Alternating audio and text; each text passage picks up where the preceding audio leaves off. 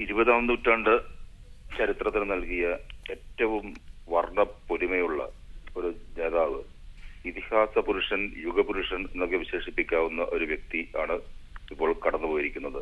Doctor Nelson മണ്ടേലയുടെ ഏറ്റവും വലിയ സംഭാവന എന്ന് പറയുന്നത് വർണ്ണവിവേചനത്തിനെതിരായി, വംശീയതക്കെതിരായി മാനവികതയെ ഉയർത്തിക്കാണിക്കാൻ അദ്ദേഹം കാണിച്ച തീവ്രയത്നമാണ്. ഗറില്ല സമരം എന്ന് പറയുന്നത് പല രാജ്യങ്ങളിലും പരീക്ഷിക്കപ്പെട്ടതാണ്. പല വിഭാഗങ്ങൾ, കമ്മ്യൂണിസ്റ്റുകാർ ആ രീതി സ്വീകരിച്ചിട്ടുണ്ട്.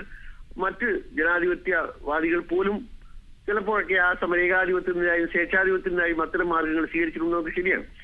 പക്ഷെ ഒടുവിൽ വിജയിച്ചത് എന്ത് തന്നെയായാലും അഹിംസാത്മകമായ സമാധാനത്തിലൂന്നിയുള്ള സഹന സമരത്തിന്റെ മാർഗമാണ് എന്ന് വ്യക്തമാണ്.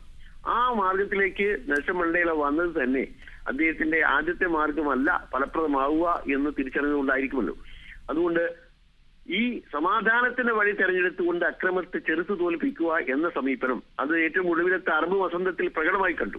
ഒരിക്കലും സായുധ സമരമായിരുന്നു ഈജിപ്തിൽ നടന്നതെങ്കിൽ, അല്ലെങ്കിൽ ടുണീഷ്യയിൽ നടന്നതെങ്കിൽ അത് വിജയിക്കുമായിരുന്നില്ല. ജനകീയ വിപ്ലവം വിജയിച്ചത് അതിന് അഹിംസയുടെ ഒരു ടച്ച് ഉള്ളത് കൊണ്ട് തന്നെയാണ്.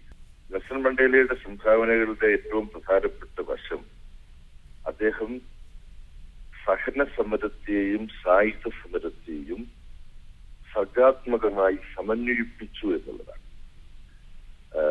ദക്ഷിണാഫ്രിക്കയിലെ വിമോചന പോരാട്ടത്തെ സൂക്ഷ്മമായി നിരീക്ഷിക്കുന്നവർക്ക് അദ്ദേഹം തന്റെ സമരപാത തിരഞ്ഞെടുക്കാൻ വേണ്ടി നടത്തിയിട്ടുള്ള അന്വേഷണവും ശരിയായ സമരപാതയ്ക്ക് വേണ്ടി നടത്തിയിട്ടുള്ള സൈദ്ധാന്തികവും പ്രായോഗികവുമായ സമരമുറകളും കൂടി പഠിക്കേണ്ടി വരും എന്നാണ്. വിദ്വേഷത്തിന്റെ രാഷ്ട്രീയത്തിന് പകരം ഉൾച്ചേർക്കലിന്റെ ഒരു രാഷ്ട്രീയം മുന്നോട്ട് വെക്കാൻ പുതിയ ഭരണവ്യവസ്ഥയിലും അദ്ദേഹത്തിന് സാധിച്ചു.